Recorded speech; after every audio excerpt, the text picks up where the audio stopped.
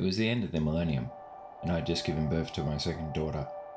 I was living in Kabankalan City in Negros, Occidental, and I was managing a small restaurant that specialised in traditional food, alcohol, and of course, karaoke.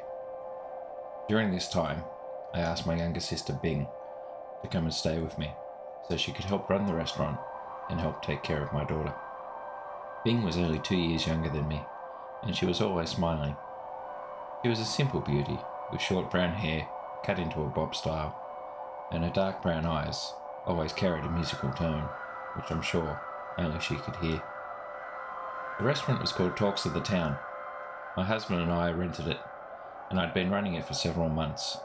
My husband was studying abroad and would not be back in the Philippines for a few months, so I needed some help, and Bing agreed to help me.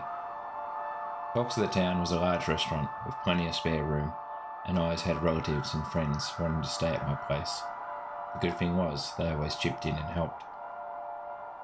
One night, it was abnormally hot, and our restaurant was the perfect place to come and cool down.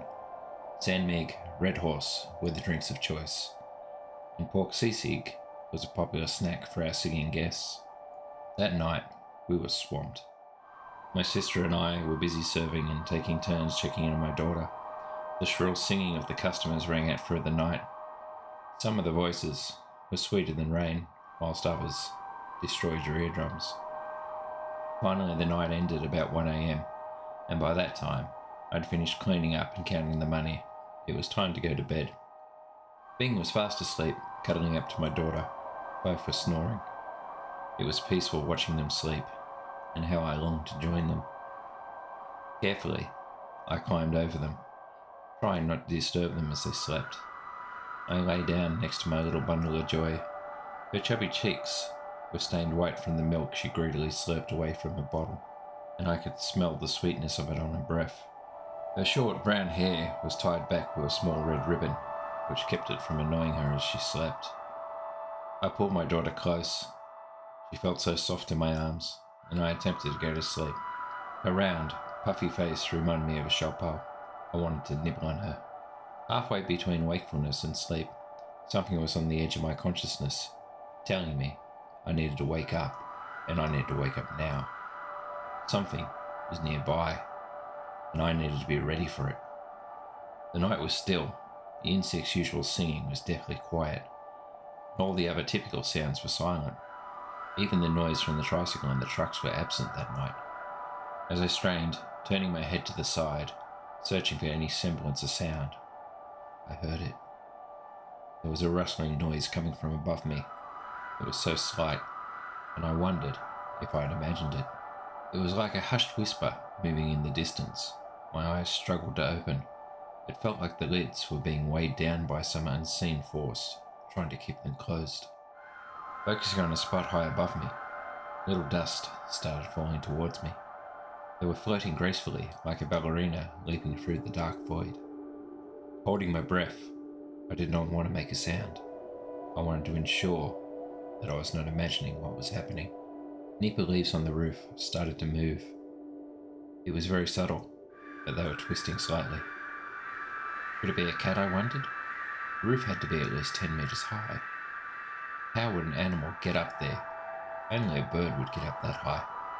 The sound started to move, and the Nipa sunk towards me as it appeared something was walking on my roof. My heart felt like it was going to burst from my chest. The pain was unbearable. Fear was radiating from my breast, filling every part of my being. I was too scared to move. Suddenly, what was on my roof stopped. It seemed like it found what it wanted. The footsteps stopped directly above me. The Nipa started to rustle violently. I realized something was trying to get in. The leaves parted, and a long, slender black shape slithered through the crack, heading towards me. It was darker than the surrounding night, and it sucked in all light, feeding its darkness. Like a snake, it descended lower and lower, twisting and turning through the space between us. It was searching for something. It was coming towards me. No, towards my daughter. My hand shot over my daughter, seeking my sister, and I grabbed her by the shoulder. I could feel my fingers digging into her flesh. She let out a sharp moan as she woke up. "What the hell are you doing?" she demanded, still half asleep. I raised my finger to my lips, indicating that she should be quiet. With my arm outstretched, I pointed towards the black shape descending from the roof.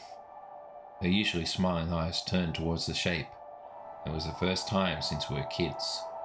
I saw she was deathly afraid. "Bing, there is an Aswang on the roof, and it's after Sarah," I whispered. I motioned for her to pick up my daughter. Once she was safe in her arms, I told her to ensure this thing didn't touch them. Rolling off the bed, I snuck towards the spare room. I was searching for a gift that my husband had given me, a stingray's tail. He knew I was scared of Aswang, so he bought me a bundle page to keep us safe. My feet slid against the cold cement as I moved quietly as possible. I could feel the chipped floor underneath my toes. Pushing my way into the spare room, I reached out where I'd left it, and with a sense of relief, it was there. Its bumpy exterior felt good in my hand. Turning around, I moved back towards the bed with a sense of purpose. I could now see the black shape in more detail. Tiny barbs coated its length, and a rancid odour filled the air it was oozing from it. The air split as I swung the stingray's tail with all my might. There was a sickening scream as the whip hit the creature. The black mass flew upwards so quickly that I couldn't see it. It had disappeared through the crack in the nipa. My feet slammed into the ground as I ran towards the back door. I reached out and turned the handle. As it turned, there was a loud thump. Pulling the door as hard as I could, it flew open. I looked out into the restaurant's backyard, and I saw it. An old lady was standing there, no more than a few feet from me. Her red eyes were full of rage and hunger. The Aswang was angry. Her white hair was mixed with mud and clung to her in large clumps. Her body seemed to be misshapen. Her limbs were unnaturally long, almost like a skeleton wearing a thin layer of skin. She stepped backwards like a feral beast, an animalistic growl emitted from the back of her throat. This thing started to squat down, its eyes locked onto me. I felt like I was its prey. Dark black hair started sprouting from every part of her bare skin. I must have been going insane. This thing was starting to change before my eyes. Loud snapping and breaking filled the air, and I could feel my body starting to hurt from watching this thing change. In a few moments, the old woman had been replaced by a large dog, a Sigbin. Its fur was darker than obsidian, and its eyes were bright crimson. They oozed with a hunger for flesh. From behind me I could hear the screaming as my other relatives came to see what the commotion was. The Aswang raised its ears, turning it towards the noise. Quickly it studied its surroundings, seeking its escape. Its large legs tensed, and the muscles rippled as it leapt towards the wall surrounding our home. Effortlessly, it leapt over 7 feet in the air. Its legs clung to the top of the wall like a giant cat, gracefully scaling the edge of the hollow blocks before disappearing into the darkness. The following day, we searched the restaurant for any signs of the Aswang. Nothing was found, not even any tracks.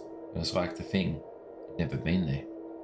Later that day, one of our regular customers came to the restaurant, and he asked us if we'd heard the terrible news. A small child had passed away in the night. The child was healthy and never been ill. The family believed it was an Aswang who had taken the child. A cold shiver ran down my spine. It chilled me like nothing else in this world ever has. Without asking any more questions, I turned to my sister. She was pale white, and I could see the same fear that was on her face last night. "Bing, take Sarah to Mama and Papa's place in Bukid, and do not return until I send for you. We must ensure that the Aswang's gone before you come home," I cautioned her. As night fell, and the last customer left for the evening, I lay in bed listening to the night. The sounds of the creatures surrounding my home were loud, but I could not hear anything on the ceiling. It proved that we were lucky, and that the Aswang was here for my daughter. Thank you for watching. I hope you enjoyed today's lullaby. If you like my content, please like, comment, and subscribe. And also, I'll be releasing another video with this story, all in Tagalog, so please check it out. And remember, keep watching for what's in the dark.